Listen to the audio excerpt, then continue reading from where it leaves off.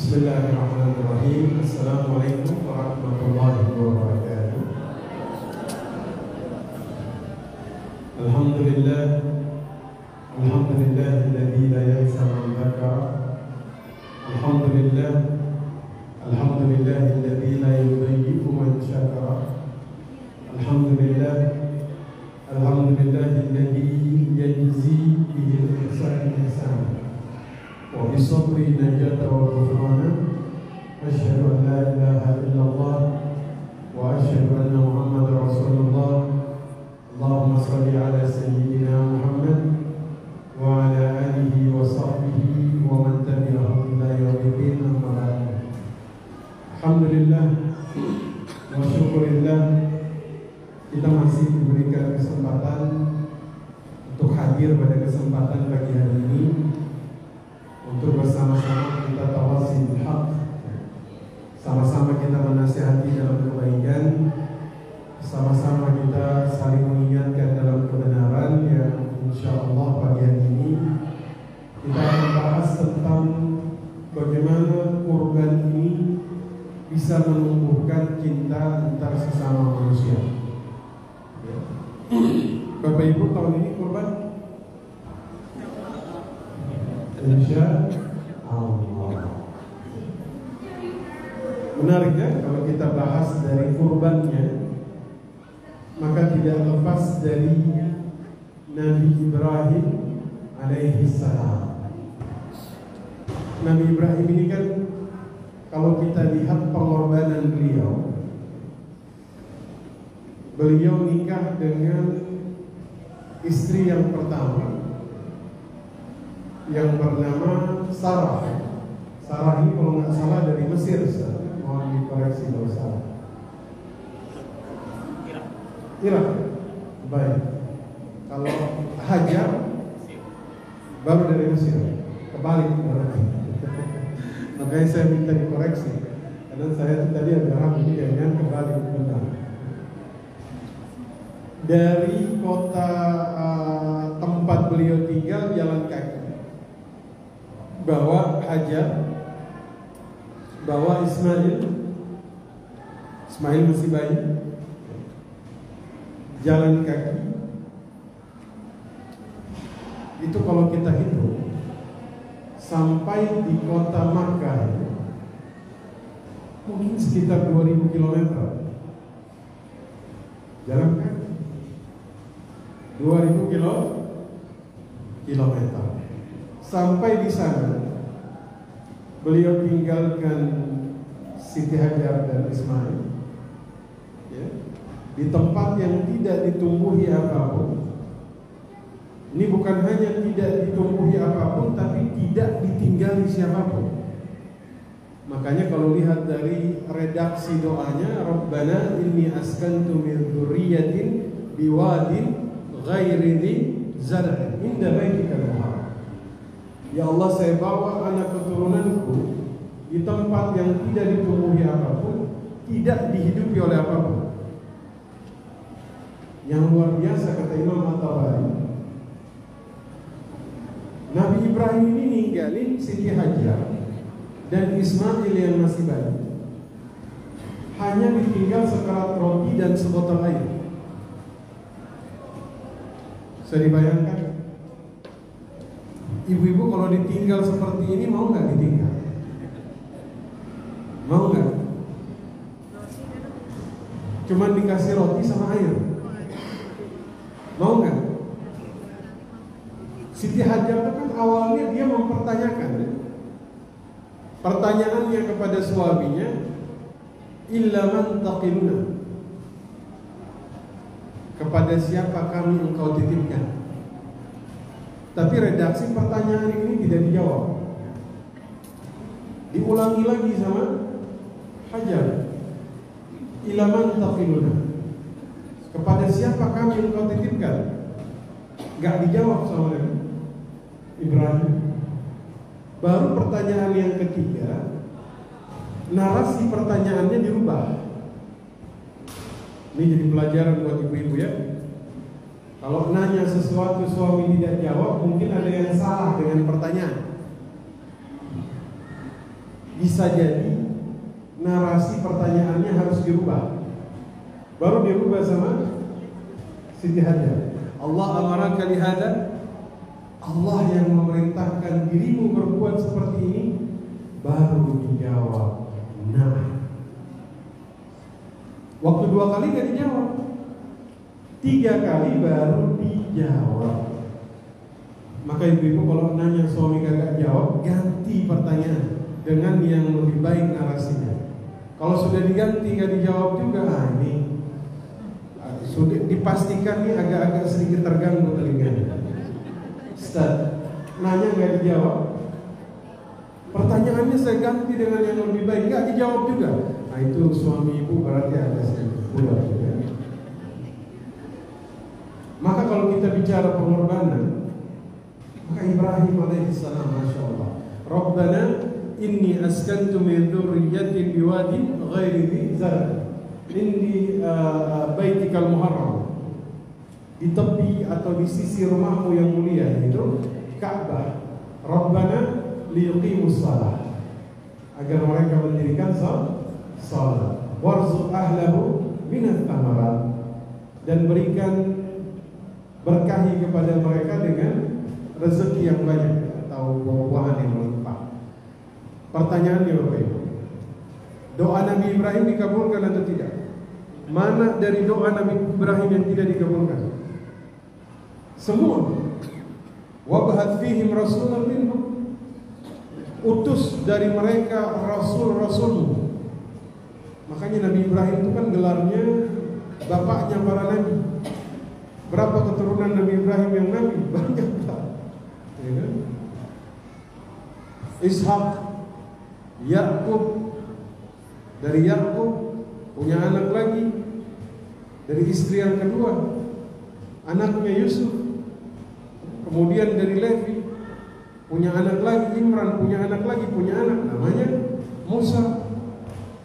Belum lagi dari keturunan anak yang lain, Daud turun ke bawah, Sulaiman turun ke bawah, Isa. Kalau dari Nabi Ibrahim kan cuma, dari Nabi Ismail cuma Nabi Muhammad.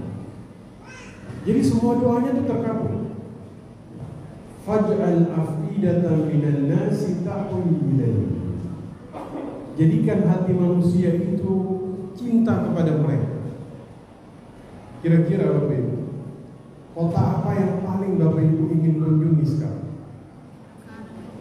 Makkah, Madinah. Makkah itu artinya Bakkah. Bakkah itu artinya berdesak-desakan. Jadi pikiran kita ini berdesak-desakan untuk sampai ke sana. Bukan hanya secara pikiran, fisik pun berdesak-desakan. Karena memang ini seruan Nabi Ibrahim, wa antil finnas, seru kepada manusia, mereka akan mendatangimu dalam keadaan berjalan naik onta yang paling lemah, min fajjil amiq, dari lembah-lembah yang paling terjauh. Maka ini luar biasa. Semua berawal dari pengorbanan. Masya Allah. Maka pengorbanan ini akan selalu melahirkan rasa cinta. Betul? Orang kan seringnya ada istilah, kalau belum berkorban belum cinta. Betul? Kalau suaminya belum berkorban untuk istrinya, dibilang belum cinta. Iya kan? Seseorang dikatakan cinta jika pengorbanannya ini luar biasa, baru dia dibilang bahwa dia mencintai seseorang. Nah, mari kita lihat bagaimana hubungan kurban dengan rasa cinta. Masya Allah. Dalam syariat Islam, dalam semua bab di dalam syariat, kalau kita coba tarik satu-satu, selalu ada nilai sosial, selalu ada nilai spiritual di dalam syariat. Apapun. Saya ambil contoh taharah. Dalam bab taharah, kalau masuk kamar mandi baca apa? adabnya. Masuk kamar mandi baca Bismillah, baru baca doa masuk kamar mandi. Kaki kanan lebih dulu. Kembali lagi nih. Ini sengaja biar pada ingat. Padahal benar-benar lupa. Kaki kiri dulu. Setelah di dalam, syariat mengajarkan kita menjaga adab-adab. Keluar pakai kaki kanan. Baca apa? Ghufranaka. Di sini kan ulama mencoba untuk melihat kenapa Nabi baca Ghufranaka ketika keluar dari kamar mandi. Buang air besar itu dosa, itu maksiat. Terus kenapa Nabi memohon ampun ketika keluar kamar mandi? Ada dua. Satu, takut syukurnya nggak sempurna. Yang kedua, karena sejenak di dalam kamar mandi beliau tidak mengucapkan asma Allah. Beliau tidak berzikir di dalam kamar mandi. Makanya beliau itu mohon ampun. Masya Allah, kita ini mau di kamar mandi, di luar kagak zikir. Nah, termasuk di antara larangan di dalam syariat adalah ketika seseorang itu buang air di jalan. Makanya Nabi mengatakan ittaqu la'ani. Takutlah kalian terhadap dua orang yang dilaknat. Siapa mereka? Satu, orang yang buang air di jalan. Dua, apa? Orang yang buang air di tempat berlindungnya manusia. Karena antum bertanya,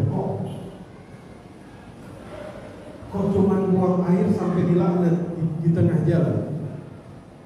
Kok bisa? Kenapa? Apa asbabnya? Karena dia memberikan mudarat bagi orang lain. Jelas ya? Seluruh amalan yang memberikan kerusakan yang efeknya kepada orang lain, maka dosanya besar. Karena syariat ini dalam setiap aspeknya, itu aspek sosialnya tinggi sekali. Bukankah dalam hadis disebutkan kalau ada orang jalan ketemu duri, dia angkat durinya, maka dosanya diampunkan. Betul? Padahal kalau dipikir-pikir ini amalannya kecil. Tapi setiap amalan yang membawa manfaat kepada orang lain, sekecil apapun, pahalanya besar. Ini kita garis bawah. Setiap amalan yang membawa kemudaratan kepada orang lain, sekecil apapun, maka dosanya besar. Jelas ya? Itu dalam bab taharah. Sekarang kita coba lihat dalam bab zakat. Kalau ini jelas, zakat ini kan salah satu instrumen syariat di dalam Islam, di mana kita ketika mengeluarkan zakat, di sini ada aspek sosial. Sedekah kita coba turunkan ya, jadi biar kita bisa melihat. Sedekah ini sebenarnya penyebutan umum. Penyebutannya umum. Sedekah ini terbagi atas dua. Ada sedekah yang sifatnya harta, ada sedekah yang sifatnya non harta. Apa contoh sedekah yang sifatnya non harta? Tabassumuka fi wajhi akhik sedekah. Senyummu kepada saudaramu adalah sedekah. Imatatil adha anit tariq sedekah. Lagi jalan ketemu paku diangkat sedekah. Apalagi nasihat kita kepada orang lain sedekah.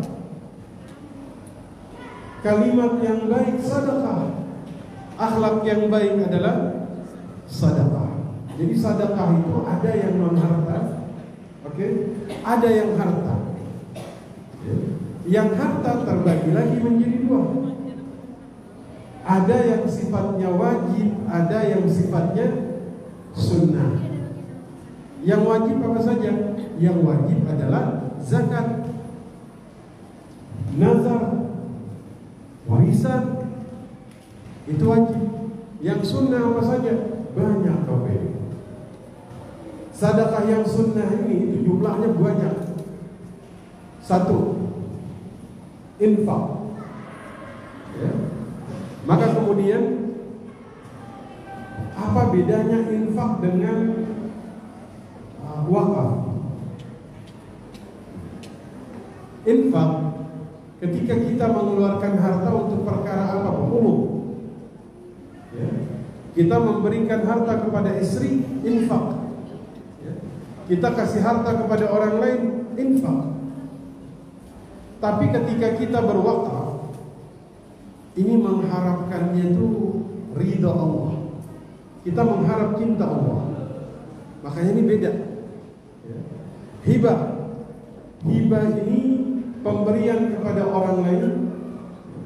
Apa itu hadiah? Hadiah pemberian kepada orang lain untuk mendapatkan cinta. Makanya kalau Bapak Ibu melakukan yang namanya qurban, ini mengharap cinta Allah Subhanahu wa ta'ala. Jadi dimensinya ini lebih tinggi dari sekedar infak. Kalau infak ini kan mengeluarkan harta tanpa kemudian dia mengharap apa-apa. Tapi kalau kurban, ini dimensinya sudah sangat kemudian tinggi, karena dia mengeluarkan hartanya dengan niat mendapatkan cinta Allah Subhanahu wa ta'ala. Jadi tadi kalau mengangkat duri di jalan saja, pahalanya sampai level diampuni dosanya. Kenapa? Karena ini membawa manfaat bagi orang lain. Orang yang lewat kakinya tidak menginjak duri. Orang buang air di jalan, itu kata Nabi dilaknat. Kenapa? Karena memunculkan bau busuk yang tercium oleh orang lain. Ini satu hal dalam syariat Islam yang kita garis bawahi itu. Berbuat baik, efeknya kepada orang lain, sekecil apapun pahalanya besar. Berbuat keburukan, jika efeknya kepada orang lain sekecil apapun, dosanya besar. Kita bayangkan, cuman mengangkat duri di jalanan, pahalanya besar. Bagaimana jika seandainya kita berkorban dan korban ini kemudian membawa manfaat bagi orang lain? Kira-kira gimana pahalanya? Masya Allah. Maka ada satu di dalam perkataan baginda Nabi Sallallahu Alaihi Wasallam, khairun nas, manusia yang terbaik, anfa'uhum linnas, manusia yang membawa manfaat bagi orang lain. Jadi kalau kita istilahkan, orang yang berkorban ini adalah orang yang membawa manfaat kepada orang lain. Karena ketika kemudian dagingnya dibagikan, ini kan berarti dia membagi manfaat kepada orang lain. Ini levelnya tuh bisa mencapai yang namanya muhsin. Tahu muhsin? Jadi manusia itu ada yang zalim, ada yang adil, ada yang ihsan. Ihsan itu paling tertinggi. Adil itu ketika hak dan kewajiban sama, seimbang, tawazun. Dia kerja 7 jam, digajinya 5 juta, pas, gak kurang gak lebih. Tapi kalau orang ihsan itu digajinya 5 juta, tapi tenaganya 10 juta. Masya Allah. Yang dia berikan kepada orang lain itu lebih banyak daripada yang dia ambil. Nah, itu orang yang berkorban itu bisa mencapai level muhsin, karena kebaikan yang dia berikan kepada orang lain, manfaat yang dia tebar kepada orang lain. Ini sama kayak apa? Lebah. Tahu lebah? Dalam Al-Quran sampai diabadikan satu surat, namanya apa? An-Nahl. Surat An-Nahl. Ya. Shallallahu Alaihi Wasallam, lebah ini punya karakter. Jadi Nabi Muhammad itu dalam satu riwayat beliau katakan begini, Inna mathalul mu'minina kamathali nahlin. Perumpamaan orang beriman itu seharusnya seperti lebah. Akalat thayyibah, makan dari yang baik. Lebah itu makan dari yang baik.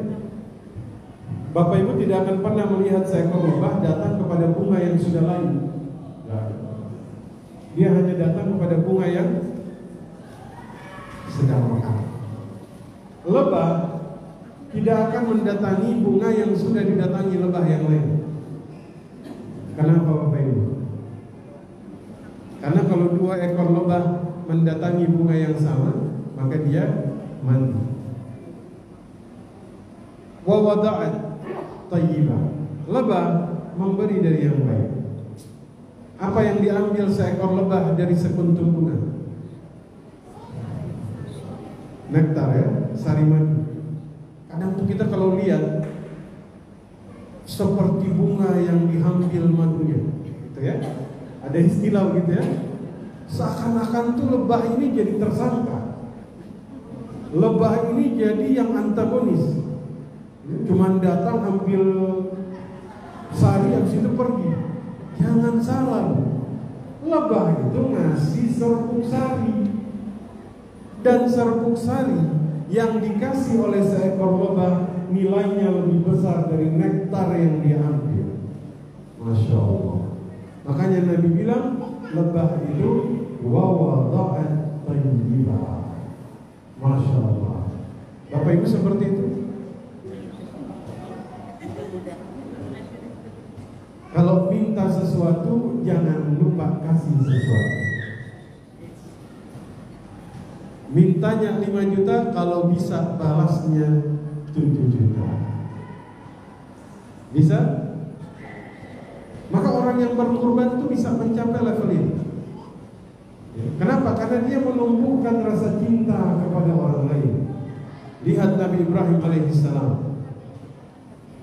Jadi kalau kita berbicara tentang cinta di dalam syariat ini, la yu'minu ahadukum, tidak beriman seseorang hatta yuhibbu li akhi ma yuhibbu li nafsi, sampai dia mencintai sesuatu kepada saudaranya sesuatu yang dia cintai kepada dirinya sendiri. Maka dalam Quran ini dimensi sosialnya ini sangat tinggi. Walaupun yang tadi saya sampaikan, dalam syariat ini antum tarik dari sisi manapun akan ketemu bahwasanya dimensi sosial atau menumbuhkan rasa cinta dalam syariat ini selalu ada dalam setiap syariat. Puasa, bukankah puasa ini untuk apa? Agar kita tuh bisa merasakan bagaimana rasanya orang lain itu lapar. Kita dianjurkan untuk memberi makanan berbuka. Apalagi dimensi sosial yang kita temukan dalam syariat, sehingga kemudian menumbuhkan rasa cinta antara satu dengan yang lain. Wakaf, apalagi larangan riba, ini untuk menghindari terjadinya rasa benci satu dengan yang lain. Makanya ketika kita kemudian diperintahkan untuk berkorban, ini sangat jelas untuk menumbuhkan rasa cinta antara satu dengan yang lain. Bayangkan, kita tuh memberikan sesuatu yang kemudian membuat orang lain atau fakir miskin ini dia bisa merasakan sesuatu yang tidak pernah dia rasakan. Harta yang dia cari dengan susah payah, kemudian dia belikan hewan kurban untuk menunjukkan bahwa syariat ini lebih dia cintai dari sekedar hartanya sekalipun. Makanya kan ada ancamannya dalam Al-Quran, jika anak-anakmu, hewan tungganganmu, anak istrimu lebih engkau cintai daripada Allah dan Rasulnya, fatarabbasu, maka berhati-hatilah. Kadang-kadang kita melihat lagi ke dalam diri. Ya, tadi itu pas sebelum subuh, tiba-tiba ada guru saya, guru di Mesir juga. Beliau itu sekitar 19 tahun di Mesir. Beliau sekarang sudah buka pesantren di daerah Makassar. Tiba-tiba beliau video call, ya, kaget. Pas mau masuk masjid, obrolan sebentar tapi masya Allah, Syekh, udah lama nggak jumpa sama antum. Ana lagi proses mengenali diri Ustaz. Ya Allah, apakah kemudian ana lebih mencintai yang lain daripada mencintai Allah? Allah, dalam ini nasihat ini ya. Apakah kita lebih mencintai Allah daripada kemudian mencintai perkara yang lain? Karena kalau ini fatarabbasu, berhati-hatilah. Masya Allah. Ya mungkin kita tidak seperti Nabi Ayub ya. Ibtalahullahu fi malihi, Allah uji dengan hartanya, tapi kok ya rasa cintanya masih tinggi. Wah, ini kayaknya jangan lewat harta ini. Ibtalahullahu fi auladihi, diuji dengan anak-anaknya, tapi rasa cintanya masih tinggi. Ini uji dengan jasadnya, dikasih penyakit ya, tapi ternyata tidak mengurangi rasa cintanya kepada Allah Subhanahu wa Ta'ala. Makanya dikatakan oleh Syekh Badiul Zaman, sebenarnya yang paling butuh doanya Nabi Ayub ini, Nabi Ayub atau kita? Rabbi inni masaniyad durru wa anta arhamur rahimin. Yang paling butuh Nabi Ayub atau kita? Nabi Ayub dikasih ujian pada fisik, luka sekujur tubuhnya, tapi hatinya ini masih tetap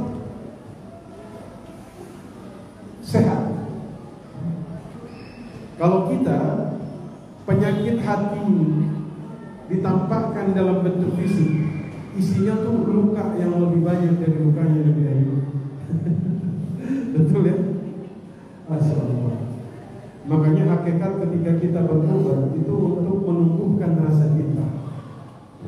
Dan rasa cinta yang kita tumbuhkan di sini, satu kepada Allah Subhanahu wa Ta'ala. Yang kedua kepada manusia. Karena kurban ini selalu melahirkan perkara-perkara yang menakjubkan di dalam diri seseorang. Kita belajar dari Nabi Ibrahim. Dulu Ka'bah itu hanya ditawafi 3 orang. 1 Ismail, 2 Nabi Ibrahim, 3 Siti Hajar. Pertanyaannya, ketika Nabi Ibrahim kemudian berdoa kepada Allah, faj'al af'idatan minan nasi tahwi ilaihi. Ya Allah, jadikan hati manusia cinta kepada mereka. Allah kabulkan? Kabulkan. Wab'ath fihim rasulan minhum, utus di antara mereka rasul untuk membacakan ayat-ayatmu kepada mereka. Allah kabulkan? Kabulkan. Rabbana liyuqimus salat, agar mereka mendirikan salat. Sampai hari ini apakah manusia masih mendirikan salat? Allah kabulkan? Kabulkan. Apalagi? Warzuq ahlahu minadh thamarat, berikan rezeki kepada mereka. Sampai sekarang Allah kabulkan? Maka tidak ditumbuhi apapun dengan kita. Lebih banyak mana tumbuhan di sana dengan di sini? Di sini ya, ada lagu yang mengatakan lempar tongkat dari tanaman. Indonesia, pus-pus. Ini antum lempar tongkat, lempar tanaman di Arab Saudi, insya Allah jadi tongkat. Kan di sana tuh pohon, satu pohon itu perawatannya ratusan juta. Kenapa? Karena kan air yang menyiramnya khusus, Bu. Dirawatnya dari kecil. Jadi kalau ada orang nabrak pohon di Arab Saudi itu jangan salah, dendanya ratusan juta rupiah. Lebih mahal nabrak pohon. Karena rawatnya susah. Tapi apa yang terjadi? Doanya Nabi Ibrahim dikabulkan. Wa azil finnas, seru kepada mereka. Mereka mendatangimu dari mana saja. Allah kabulkan? Kabulkan. Tapi satu syarat, korban. Kita nyatakan bahwa yang kita cintai itu adalah Allah melebihi kecintaan kita dari apapun. Maka inilah yang kemudian akan membawa kemuliaan di dalam hidup. Termasuk kemudian yang kita bahas pada hari ini,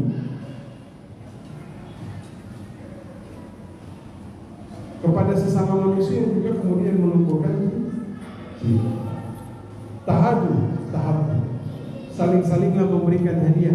Kalian akan saling mencintai. Apalagi jika kemudian memberikan kurban kepada orang lain. Kan kurban ini 1/3 boleh kita ambil, sisanya boleh kita bagikan kepada fakir miskin, kepada tetangga, tafadhal. Untuk apa? Untuk semakin menguatkan hati kita, ya, agar kita ini semakin mencintai antara satu dengan yang lain. Karena yang paling berbahaya dalam kehidupan adalah sudah tidak ada lagi rasa saling mencintai antara satu dengan yang lain. Kata Nabi, kalian sudah tidak beriman saling. La yu'minu ahadukum, tidaklah kalian ini saling sekalian beriman sebelum kalian mencintai kebaikan bagi orang lain, kebaikan yang sama yang kalian inginkan kepada diri kalian sendiri. Jadi kalau kita lihat semua di dalam syariat ini mengandung cinta. Dalam haji apalagi ada bayar dam, itu kan efeknya kepada orang lain kan? Kemudian walimah, mengundang orang lain untuk kemudian hadir untuk dijamu, ya kan? Aumil walau bisyad, umumkan pernikahan walaupun dengan seekor kambing yang kecil. Ini untuk apa? Untuk dibagi kepada orang lain. Lagi-lagi dimensi sosial dalam Islam ini luas sekali, dan tidak ada yang kemudian tidak kita temukan.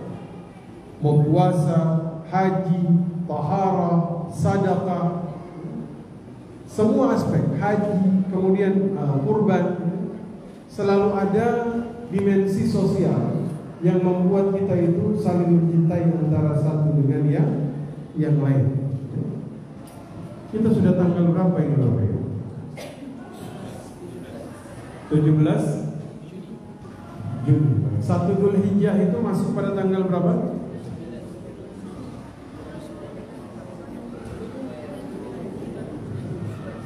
Satu Dzulhijjah tanggal berapa?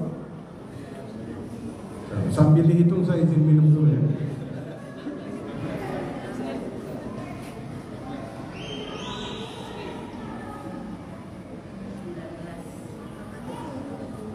Tanggal berapa? 19 Juni. Berarti tinggal berapa hari ini? Masya Allah. Mudah-mudahan Allah panjangkan usia kita. Kita bisa masuk di Dzulhijjah. Kalau Ramadan ada Asyrul Awakhir, 10 malam terakhir. Tapi jangan lupa Dzulhijjah ada 10 hari pertama. Ya. Seseorang yang beramal di bulan itu tidak ada yang bisa menyamai pahalanya. Kata Nabi, kecuali ada orang keluar fisabilillah, dia bawa hartanya semua dan tidak ada satupun yang kembali. Hanya itu yang bisa menyamai pahala orang yang beramal di bulan Dzulhijjah. Jadi kurban lagi-lagi adalah satu perkara dalam satu kerangka sedekah, di mana ini dilakukan untuk kemudian mendekatkan diri kepada Allah. Jadi mendekatkan diri agar mendapat cinta Allah. Makanya itu kita lihat hubungan antara kurban dengan cinta kepada manusia. Kita lihat Allah, kalau kemudian ada yang berkurban, Kurban ini artinya mendekatkan diri. Seseorang berkurban, dia mendekatkan diri kepada Allah, dapat cinta Allah. Maka kemudian Allah seru kepada para malaikat. Apa yang Allah katakan? Yang pertama dikhabarkan Jibril. Ya Jibril. Dia Jibril dipanggil. Innallaha ahabba fulan. Saya mencintai si fulan. Fa'ahabbahu. Maka kamu cintai dia. Nih, Jibril dapat kabar seperti ini, dia kabarkan lagi kepada seluruh malaikat. Innallaha ta'ala ahabba fulan fa'ahabbahu. Allah mencintai si fulan, maka kalian cintai dia. Tuh. Orang kalau kurban dapat rasa cinta dari seluruh penghuni langit, dari seluruh malaikat, dan kemudian mendapatkan cinta dari seluruh manusia. Apa buktinya? Nabi Ibrahim, lihat kurbannya. Apakah berhenti manusia mencintai untuk datang ziarah ke Baitullah? Saya tanya, apakah ada orang yang kemudian bosan untuk berkunjung ke Baitullah? Apakah turun rasa cinta manusia untuk datang ke sana? Tidak ada. Dan tidak akan pernah pudar sampai hari kiamat. Ya. Jadi memang nilai rasa cinta kepada manusia di dalam pengorbanan ini sangat luar biasa. Mudah-mudahan Bapak Ibu yang belum ke Baitullah bisa ke Baitullah. Yang lagi mendaftar mudah-mudahan cepat dipanggil ke Baitullah ya. Ini kita pertegas dulu ya, jadi aminnya jadi fokus ini ya. Soalnya ini belum selesai kalimat sudah amin ya. Tapi udah tahu maksudnya. Mudah-mudahan kita dimudahkan semua. Amin ya rabbal alamin. Tafadhal, jika ada yang mau bertanya, kami persilahkan. Syukur alhamdulillah jazakumullah khairan Ustaz atas pemaparan materi yang sangat luar biasa. Mudah-mudahan bisa kita pahami dan kita mengerti. Baiklah ayah dan jemaah sekalian, selanjutnya yaitu sesi tanya jawab bagi yang ingin bertanya dipersilakan.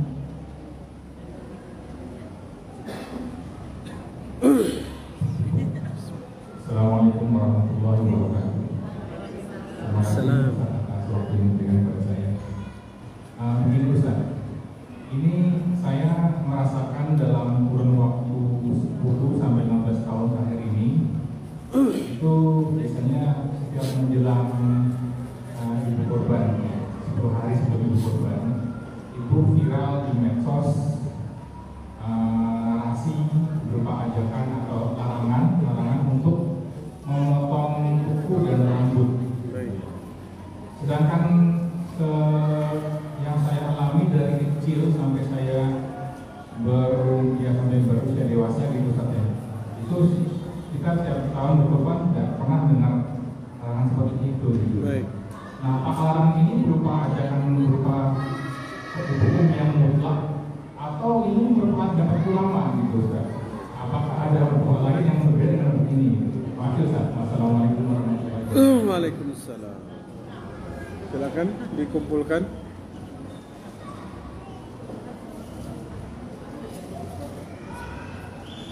Assalamualaikum warahmatullahi wabarakatuh. Waalaikumsalam. Ustaz di sini tadi masalah dari kurban. Untuk dari kurban sapi, tabungannya 7 orang. Setiap panitia pasti memberikan kepada pengorban mungkin 2 kilo. Yang saya tanyakan,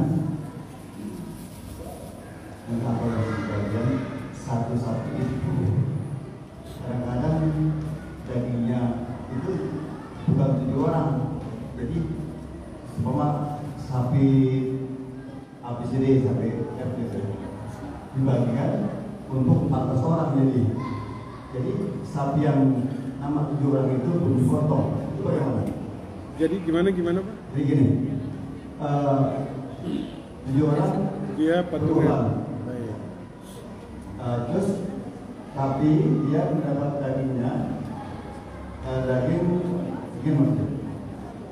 Satu sapi, kan 7 orang yang harusnya ya Baik. bagi. Tapi sapi itu dibagi untuk 14 orang. Sedangkan sapi dia belum dipotong gitu yang itu satu lagi. Cuma ada di 3 grup di antara 4 grup. Grup 1 sapi satu dibagi untuk 2 grup gitu. Jadi itu jelasnya. Gimana? Iya boleh. Biar Anda lebih paham. Begini, ini kan saya korbannya baru 7 nih. Baik. Dalam ada 7 orang.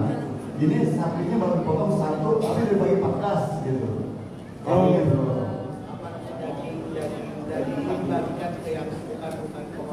Oh baik. Jadi yang belum disembeli sudah dibagi. Sudah dibagiin. Apakah diperbolehkan atau tidak? Ya baik. Mohon maaf saya agak ini tadi. Silakan. Ya, Assalamualaikum warahmatullahi wabarakatuh. Waalaikumsalam. Ya Ustaz, ingin bertanya, karena lumayan ganjil. Ya Ustaz, punten, mau bertanya, mana yang lebih utama Ustaz? Antara berkurban atau melunasi hutang dahulu?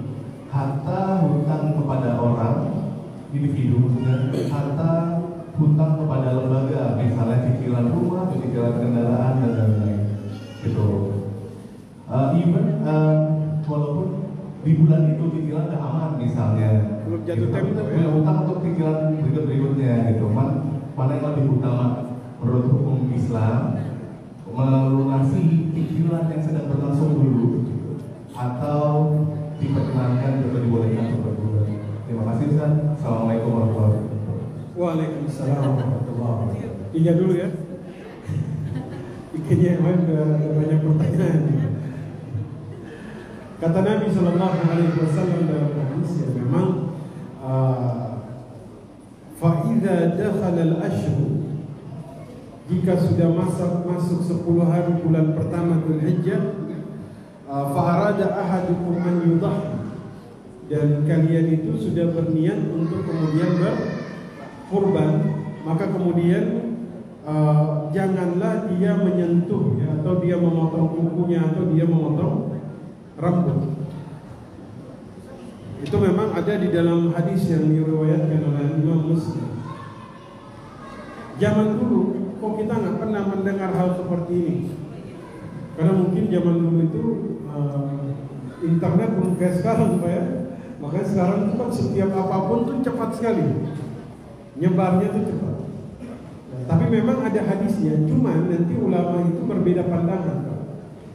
Apakah kemudian memotongnya ini haram atau tidak? Mereka hanya sampai kepada makruh saja, tapi tidak sampai haram. Misalnya antum rambutnya ini banyak kutunya misalnya, sudah banyak sekali. Ketika kalau nggak dia potong menimbulkan mudarat bagi dia, tafadhal antum potong, tidak kemudian mengurangi pahala dari kurbannya. Artinya tidak sampai kemudian dikatakan bahwa dia haram. Riwayat hadisnya ada. Artinya memang agar nanti rambutnya, kukunya yang kemudian dia potong ya, ini seperti orang bertahan ketika haji akan menjadi saksi bagi dia nanti di hari ya seperti itu. Yang kedua, kan dalam daging kurban itu disunnahkan kita yang berkurban makan 1/3. Ya. Kemudian sisanya monggo kita bagi-bagikan kepada yang lain. Nah sekarang sudah disembeli yang 1 ekor, yang 1 ekornya ini sudah buat 7 orang, ya. Tapi dibagi kepada 14 orang. Ini sih sebenarnya masih terkait dengan teknisnya aja. Hakikatnya memang disunahkan yang berkorban dia juga makan. Jadi kalau dibagi sapi yang bukan bagian dia, nanti dia nggak bisa kemudian makan apa yang dia korbankan. Cuman di situ saja sebenarnya. Ya, kalau dia dapat bagian dia, ya berarti ya dia dapat apa yang dia korbankan juga. Tapi jika kemudian dibagi kepada yang lain, ya dia tidak dapat kurban yang kemudian dia berikan. Tapi apakah dia berdosa? Ya tidak. Tapi sebaiknya memang dibaginya itu diingat. Baik. Pertanyaan yang ketiga, punya hutang dengan kurban. Kira-kira yang didahulukan yang mana Bapak Ibu? Bayar hutang atau kurban? Bayar hutang hukumnya maka yang wajib itu didahulukan. Sama kayak Imam Ar-Ru'aini ketika beliau menyatakan tentang engkau punya hutang, maka membayar hutang didahulukan daripada berangkat haji. Ini padahal dua-duanya ini levelnya sama-sama wajib. Ini wajib dengan wajib ini. Haji wajib, man istata'a, bagi yang mampu. Oke? Bayar hutang juga hukumnya wajib. Tapi beliau katakan bayar hutang itu didahulukan. Kenapa? Berarti urgensinya, daruratnya lebih membayar hutang. Apalagi kepada individu. Nih, ada yang hutang duit sama antum 5 juta, kagak dibayar-bayar. Terus antum datang ke masjid lihat daftar berkorban, ya kan? Pas lihat daftarnya ada ibu haji Halimah misalnya, dia lihat, dia bilang, Allah, kurban dia bisa, bayar hutang nggak bisa tuh, maka dahulukan bayar. Tapi kalau hutang yang belum jatuh tempo, ini masih lama dibayarnya, masih jauh ini, ya. Misalnya jatuh temponya masih 2 bulan lagi. Sekarang dia punya kelebihan uang, tapi pastikan bahwa dia juga punya uang untuk bayar. Ya. Itu dikatakan oleh Imam Ar-Ru'aini, qada'ud dain, itu didahulukan. Wallahu a'lam bishawab. Ada lagi, silakan.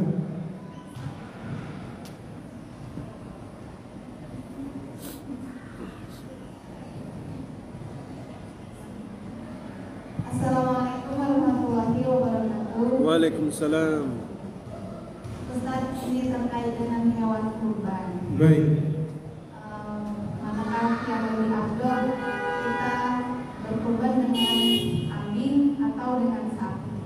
Baik. Karena ini di masyarakat kita masing-masing jadi punya opini sendiri. Jadi kan kita butuh dasarnya, dasarnya seperti apa. Ada yang berpendapat kambing lah lebih utama, kan Rasulullah pakai kambing gitu. Baik. Lalu kondisi satu lagi, sapi lah lebih utama, lebih suka orang daging sapi gitu. Baik. Daging kambing orang takut darah tinggi dan segala macam. Jadi mohon penjelasannya Ustaz. Baik. Terima kasih. Wassalamualaikum warahmatullahi wabarakatuh. Waalaikumsalam warahmatullahi wabarakatuh. Silakan kita kumpulkan nanti sekalian dijawab. Assalamualaikum warahmatullahi wabarakatuh. Waalaikumsalam warahmatullahi wabarakatuh. Mana yang lebih utama, berkurban di tempat sendiri atau di tempat lain? Karena sekarang kan banyak di sekolah mengadakan, tapi di rumahnya sendiri tidak ada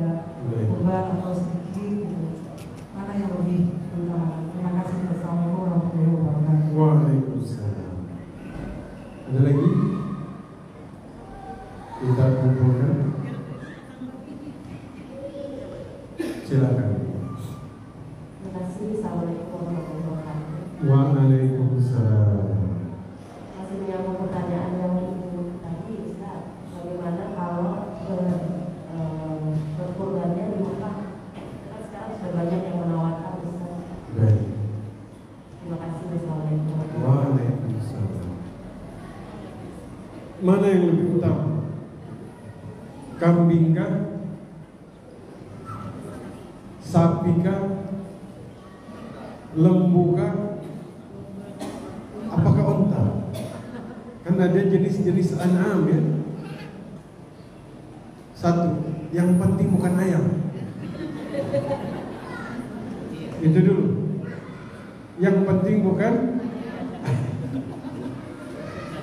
Ustaz Ana ini kebetulan pengusaha ayam. Masih banyak ini ayam stok yang belum laku. Makanya saya korbannya ayam aja. Enggak bisa.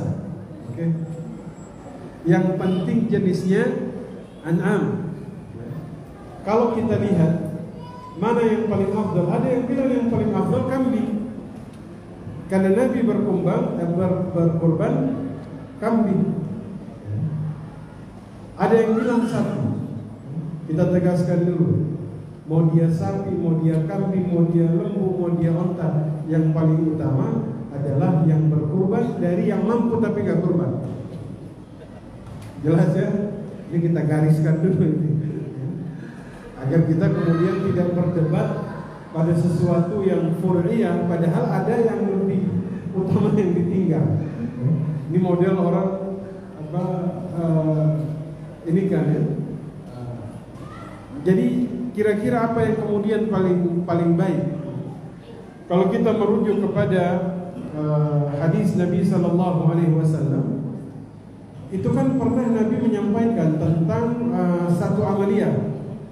Barang siapa di hari Jumat dia mandi janabah, mandi junub, kemudian dia pergi ke masjid, maka dia seakan-akan berkorban seekor onta. Nah, ini kan kalau dilihat dari dari level-level pahalanya ini kan yang disampaikan pertama apa? Onta. Jadi yang datang duluan, ya, Ustadz Ihsan belum naik mimbar, Ustadz Ana belum naik mimbar, itu dapat pahalanya seekor onta. Ya. Tapi barang siapa yang pergi pada waktu kedua seakan-akan dia berkorban seekor lembu.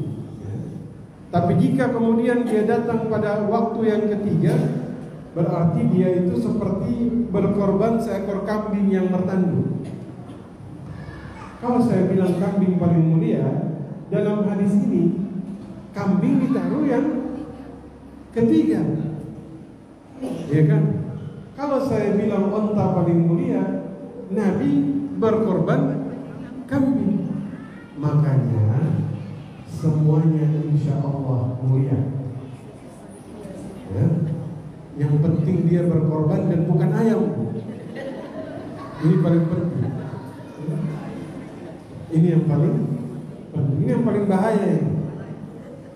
Ya. Ustaz Ana ini nggak sanggup. Anak akikah nggak sanggup. Ini pernah kejadian. Makanya saya hanya sembelih ayam aja, Pak. Bukan akikah. Ya. Syariat ini hanya kemudian dibebankan bagi yang mampu dalam kasus-kasus tertentu. Seperti itu ya. Mana lebih utama? Menyembelih di tempatnya atau kemudian di tempat lain? Memang disunnahkan di tempat dia sendiri. Tapi jika di tempat lain misalnya mereka membutuhkan, silahkan. Artinya kan misalnya di sini, oh di sini sudah banyak Ustaz, sudah 30 ekor sapinya Ustaz. Maka kemudian saya pilih di tempat yang belum ada orang berkurban agar manfaatnya lebih luas, tafadhol. Silahkan. Bahkan kan kalau tidak salah, sembelihan-sembelihan yang dilakukan di Saudi kan juga kemudian dikirim kepada negara-negara yang lain. Wallahu a'lam bishawab. Saya kira tadi udah langsung terjawab dengan nomor kedua, mirip soalnya. Baik. Wallahu a'lam bishawab. Cukup?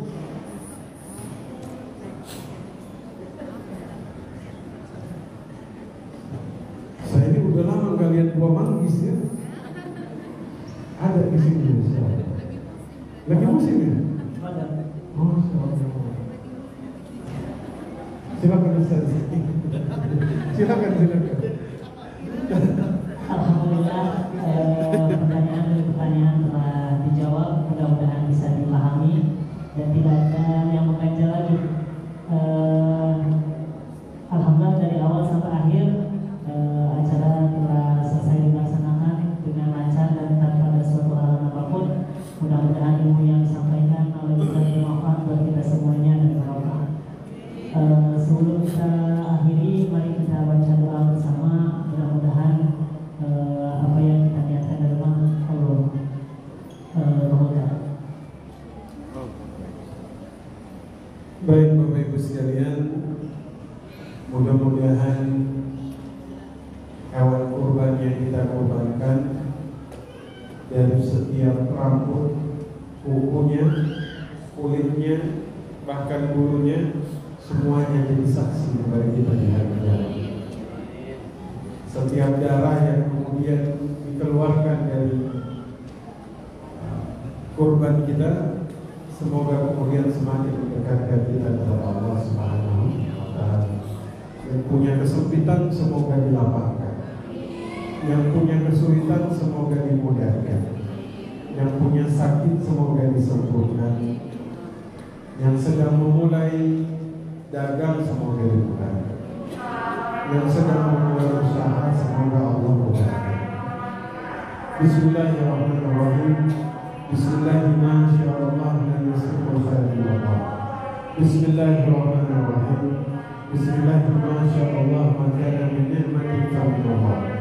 Bismillahirrahmanirrahim.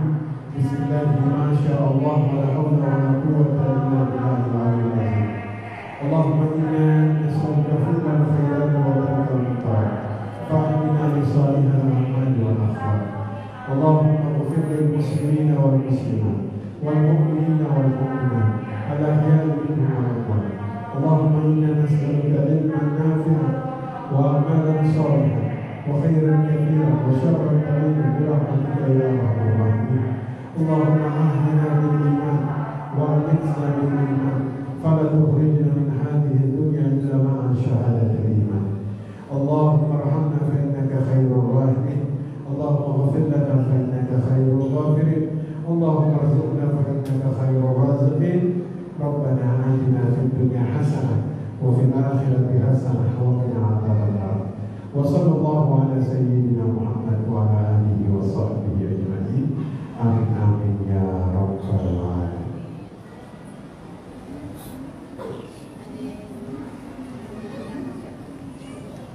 Alhamdulillah, alhamdulillah, wabillahi taufiq wal hidayah.